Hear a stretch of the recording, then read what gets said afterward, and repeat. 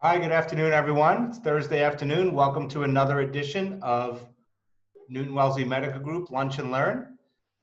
We are happy to have Leah Blackstone to come to us today to talk to us about our role in record integrity. Leah is the manager of enterprise chart correction for Mass General Brigham, so we're really excited to have her here to go through this talk and also to answer our questions. Next slide, please, Leah. I want to tease the future lunch and learns. Next week, we're going to have a topic on vascular surgery with Dr. Chris Kolick. Following that, we're going to have the new guidelines for lung cancer screening by Sean Lear. And then to end our series of July, we're going to have Rick D'Angelo come and give us 30 minutes of epic tips and tricks. Anyone who's heard him give these talks, they do change, and they will be helpful. As just a reminder to folks that our talks are up on the intranet as well as on YouTube by just searching Newton-Wellesley Medical Group Lunch and Learn. Or the link is right there, and they are available for self-study credits. Next slide, please. Next Tuesday is a special event. We wanted to promote the first APP Grand Rounds.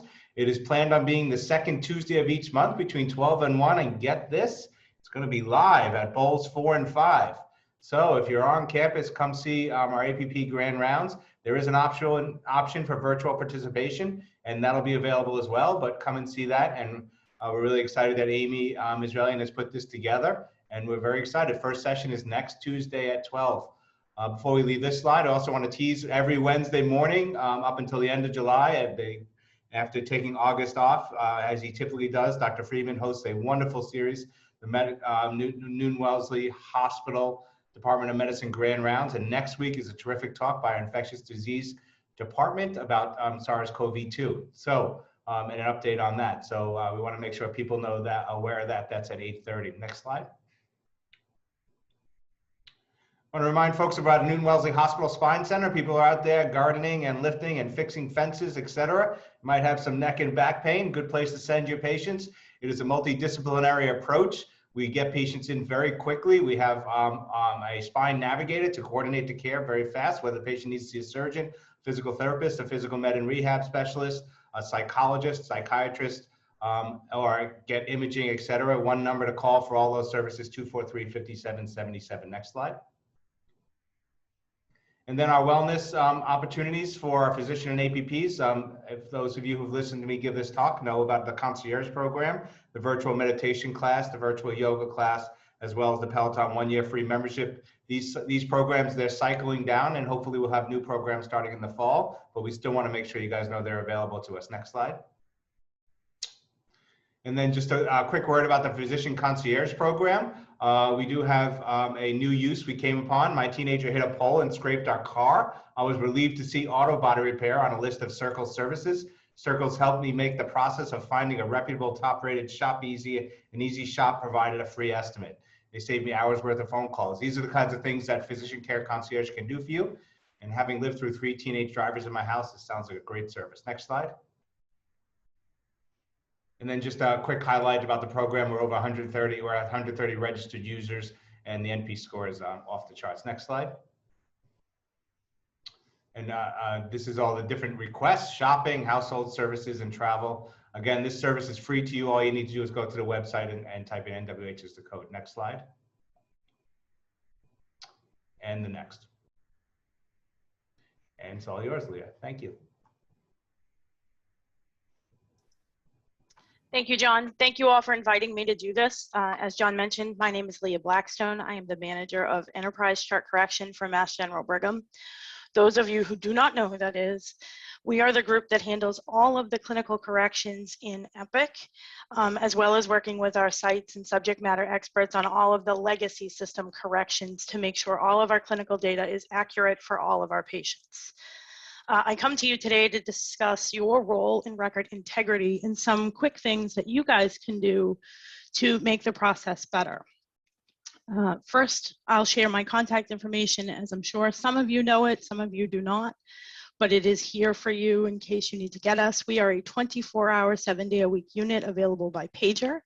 I can't stress enough that if you have a question, you have a concern, or you see something wrong, you should contact us. You should not try and fix things in the record yourself. Oftentimes, especially in Epic, if you fix it, you trap it in a place that it then can't be corrected. So here is our contact information. We are available through the help desk, a direct pager. We also have a telephone number and an email, and obviously my contact information. If you have questions and you're not certain if it comes to us or not, you can always reach out, and happy to direct you to where it needs to go if it doesn't belong to us. The most important thing that I can iterate for everyone on this call and everyone that we speak to is the importance of patient search validation. As you may be aware, there's 13 million patients in our system. So selecting the correct patient is vital because it's not uncommon to have more than one Leah Blackstone in the system or more than one John Snyder in the system. So you want to make sure that you've selected your patient and validated the patient. You should always be validating your patient before treatment to anything. So whether you're giving them an x-ray, you're taking their vital signs, you're asking their medical history, you should validate you're doing that on the right patient first. Often people assume the person that came before them in the work stream has done this.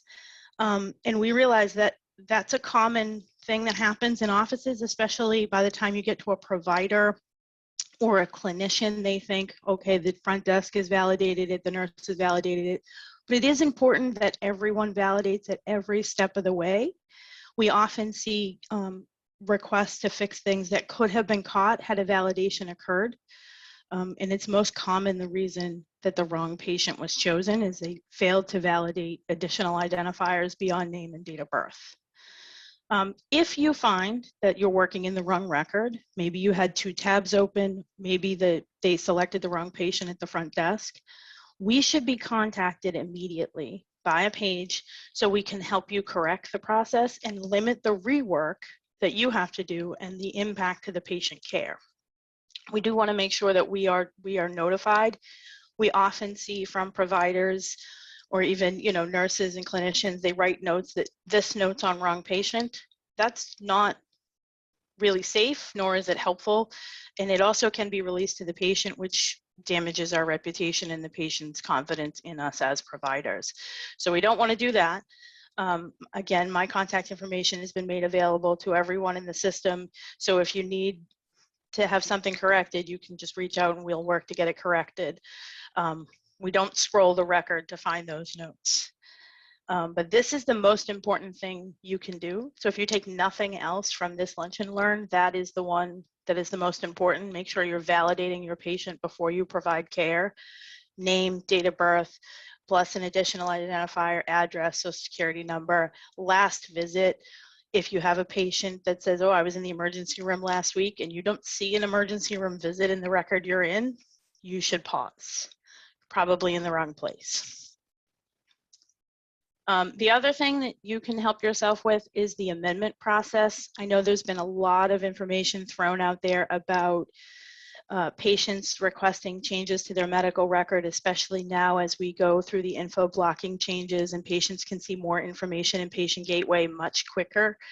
So I'm sure you're having patients ask you questions about how they amend their medical record. So I wanted to give you some information on that. Under HIPAA, patients have the right to request a medical record amendment at any time for any reason.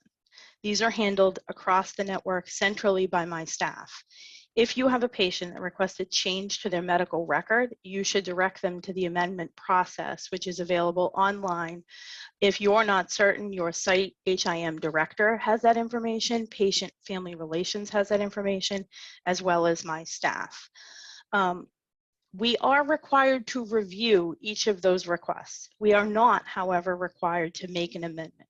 We work with the clinicians who authored that information to review and make a decision within 60 days. Anything beyond 60 days, we either need to request an extension or we could face fines for being over the deadline that's set forth by the regulation. We do not recommend that staff make amendments just to appease the patient.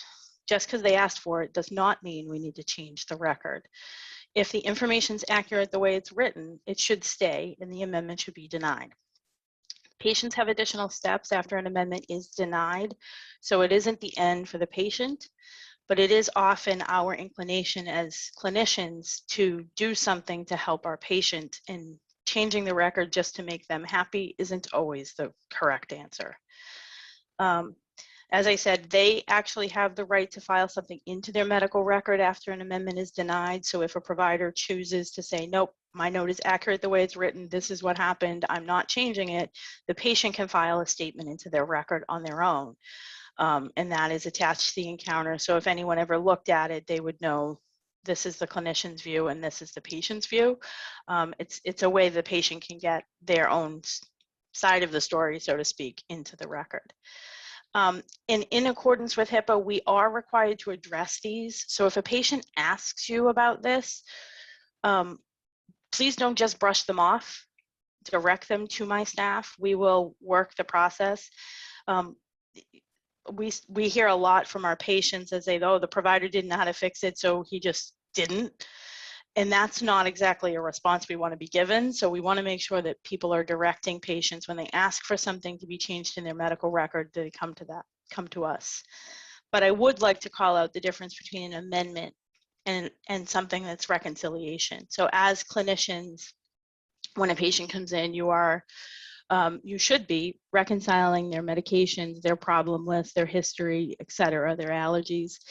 And that's normal everyday business. You know, you go through and make sure you're still on Tylenol, are you still taking omeprazole, are you still allergic to latex, et cetera. That's considered reconciliation. That's normal standard business. And that should happen with the clinician at the time of the visit and should not be sent for an amendment. An amendment is when they don't agree with something or something is documented incorrectly. We often get requests for laterality changes. They had surgery on their left shoulder and it was the right. Those are all amendments. But sending a patient to HIM to have their record amended because their medication list is outdated isn't appropriate. It's not an appropriate use of the resource, and in reality, it should happen at the visit in your standard normal workflows. The other important thing that we talk about for both amendments and all chart corrections is when you submit a request or you're reaching out to us for more information, we need you to be as detailed as possible. I wouldn't imagine how many times we get a request that says, something's wrong, fix it.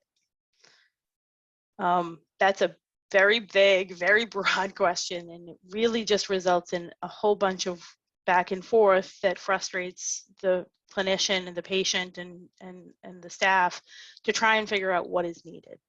So if your patient, note is wrong, you say you wrote it on the wrong person, we need to know who you wrote it on, when you wrote it, who it belongs to, and what you'd like us to do with it. Do you want us to retract it? Do you want us to move it?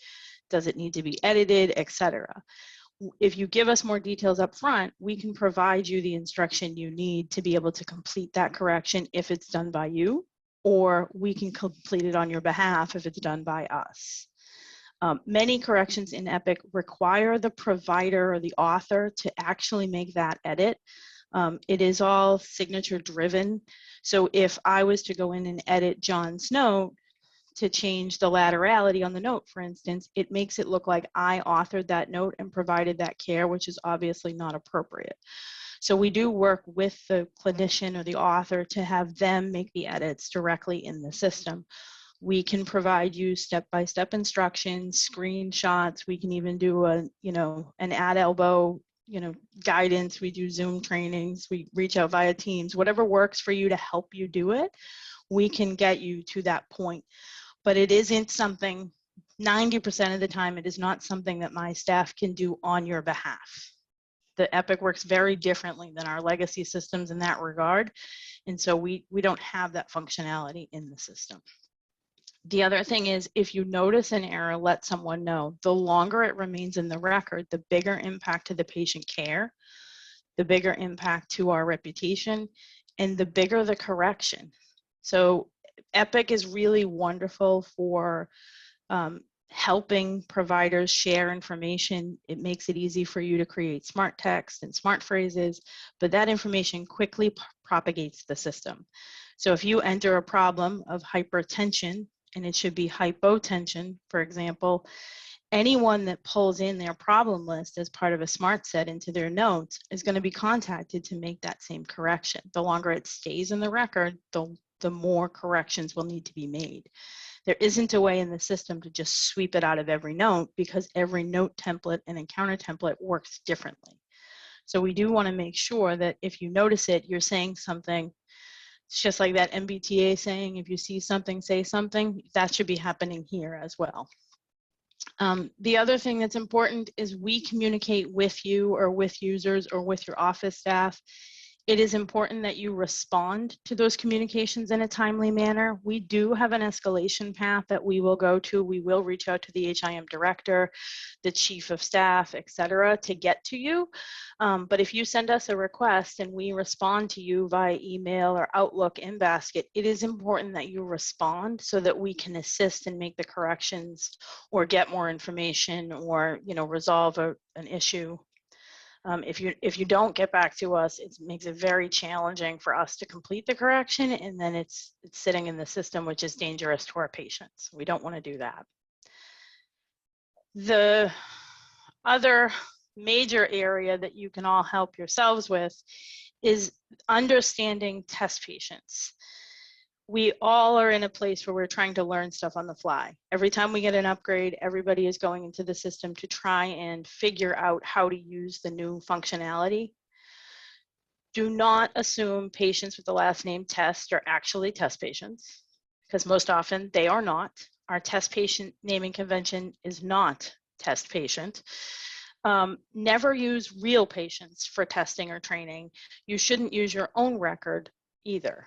It's very dangerous, and we've had multiple instances where we've had users do testing or system calibrations, for example, on their real record. Then when they come in and they're sick, their real record is inaccurate and we don't know it. So that's very, very dangerous, poses a huge safety concern for the patients. If you have a need to do testing in production, there is actually a process that you should follow to obtain a true test patient number. Just assuming it's a test patient is not safe, and making up a test patient, you know, Bugs Bunny, whatever you want to put in there, is not appropriate. Just registering someone just to do it, just to show someone else functionality, it muddies the system and makes it really challenging to identify our true patients. Test patients are flagged and they're eliminated from certain downstream work streams. So we're not sending out bills on Bugs Bunny. We're not doing those kinds of things. And if you create them on your own without using the process, we would not be able to capture that. So if you need a test patient, you should contact your CBA team and they can work through that process with you to actually request one. And if you need a new one, get you a new one. And again, never ever use your own record to be demonstrating workflow. Never use them to test on. If you need to test new functionality, we have a playground environment for that. And when you do that, you really make it worse for yourself. And then here again is my contact information. If you take nothing else from this, please contact us with questions. Don't just let it go. If you see it, say something about it and we'll take a look at it. If it's an issue, we'll take care of it. If it's not, we'll let you know. But if we just leave stuff in the system, if we find it and it's incorrect, it just propagates the issue and it makes a very dangerous situation for our patients as well as our clinicians, because then you're treating patients with information that's not accurate. That could be very dangerous. So this is my contact information. If anyone has any additional questions, I don't see any in the chat right now. But if you have questions, feel free to ask them at this time. If you don't, you can always reach out to me directly and I'm happy to chat about anything that you're wondering about. Thanks, Leah. That was really great. Actually, 2 or 3 things I'm probably doing wrong I just learned I should not do. So thanks especially about that test patient. I had a question. Maybe I can ask a question before anyone puts it in the chat room. Frequently, I'll get a request from my patients to change something that another doctor put in that I actually do agree is wrong, like your left shoulder, right shoulder is an interesting one that people put in the text of their notes. And now that patients are reading the charts, I get that request a lot. What would you suggest we do in that case if that comes up through us? So if you didn't author it and it's not your note, I would suggest you turn the patient towards the amendment process. They fill out the form. We can then review the whole record and identify where it started and where else it's contained. The challenge we most often run into is if they ask you, you see it in one note, but you might not see it in 4 other notes and it's still in the system. The patient is now believing it's corrected, and in reality, it's still wrong in multiple places. So you're always better served, as long as it's not a reconciliation type issue, you're always better served sending them to chart correction to fill out the amendment process. And again, your HIM director has the information, patient family relations has that same information. The form is available and I can actually send it to you. You can include it to the deck, but it is available on our medical records website so that patients can fill it out. We are trying to get it to be a patient gateway form. We're not quite there yet, but it is a future enhancement we hope for. Okay, great. And then I guess I'll throw one more at you since the chat box is empty, and feel free to add any questions or any scenarios you want Leah to answer. The other scenario I've frequently come across is patients emailing or patient gateway messaging me through their chart about loved one, whether it's a child or a spouse, and how to deal with that because they're mentioning medical information about their loved one in their chart. As you know, those patient gateway messages come through in their chart and are always in their chart. So what would you suggest we do as providers for that? So that's very complicated, and that actually is something that we are, Patient Gateway and that group is trying to figure out. Patients have the right to be proxies for other people, and then they would be able to message on their behalf, which is the ideal solution there. When they don't do that, we do get contacted to remove messages. So we obviously wouldn't want Leah's medical history and John's record, even though they're related. So you can contact us via, any of these means to actually remove the message. Epic actually is the only one that can do it. We actually have to engage Epic in Wisconsin, but they can go in and actually remove the message so the other person's information is not in the chart. It does require, if you need to save that conversation you had with your patient. So some people are like, hey, I have all these issues, but then my brother has this one too. If you have to save part of that, we ask that we have you drop the conversation into a documentation encounter. So you can save it that you had that conversation with the patient, but we can get the wrong patient's information out. We also notify privacy when those things occur, just to make sure that there's no unintentional privacy breach on our part. I mean, we are all human. Sometimes we send the wrong information out to the patient. Those should also be sent to us, and we'll deal with those in the same manner. Right. So I guess frequently I just push it back and say I can't answer this through this chart. Either set up a proxy or call us and let us know. Do you think you need to do something further, even if they've already, because I mean, it really depends. If they start asking you questions and including information, I would recommend that you contact us. If they say, hey, can I ask you about my husband? And you say, no, that needs to come from his record. That's probably fine, right? Because it doesn't generally it's the former. anything. They've said the whole medical record, the history, and all the complaints, and then and they're talking to me through their chart. Yeah, I mean, once that message is in the record, we want to make sure that it's only related to that patient. So if it contains information related to someone else, it should be removed. Sure. There's another question here that was sent to me. How do you define priority one? Is that patient critical issues? Can you give some examples? Sure. So priority one for us is anything that is directly impacting patient care right now. So when you think about chart correction, everything that you're contacting me about is wrong. So you can't just say, if it's wrong, say it's priority one, because everything that comes to me is wrong. Priority one, if a patient's in a bed on the wrong record, priority one. Patients in the office in front of you and you have a note that's in the wrong place, priority one. If you're reviewing their media and it's a scan from December and the patient's not in front of you, that is not a priority one. So it really is, if your patient's in front of you or going to be seen in the next 72 hours and it's going to impact that patient negatively, priority one. With that being said, we have gotten pages that are, they uploaded a photo through Haiku or Canto and they put it as the patient profile picture instead of as a clinical photo. Even if the patient's not in front of you, I would say that's a priority one, because what we don't want is anyone to open that up and see the toe or the foot or whatever. and think that's what their patient looks like. But you know, some of it is common sense. Like if it's a direct impact to the patient right now, then we should be paged as a critical. But if it's something you're finding that's, you know, a note from 2 weeks ago, and we will downgrade things if they come to us, but the priority one does page us, and it pages us repeatedly until it's answered. So we do want to make sure that we're not overusing that feature, and you know. And in your opinion, the wrong thing scanned into the chart, which we see all the time, I see a lot, the most efficient way to deal with that if we're searching in the media tab, would that be to use the help button right in Epic, or? So yes, my recommendation for that is to use the help button right in Epic. Actually, if you open the document itself, on the left-hand side of the document on the top, there's a button that says send to doc corrections. That will populate a little form. You just indicate what's wrong with it, and it sends it right to Enterprise Scanning, who handles probably 50% of those corrections. If it's uploaded through media, it typically is a chart correction. If it's a scan through our scanning vendor, it goes to our Enterprise Scanning team, which is still an HIM team, but is separate from chart correction. If you open the document, you see that button, hit that button. If you don't see it, then you can go to the Epic request a correction. Again, it will come right to us. It sends us a screenshot of what you're looking at. That's the other thing that is worth mentioning. When you do the request for correction through Epic, it will take a screenshot of your screens.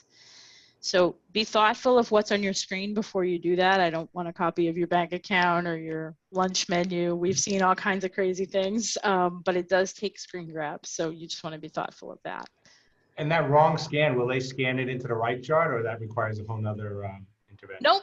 If you indicate it's on the wrong patient, scanning will look and find the right patient. If you know the right patient, you can include it in the form, make the process faster.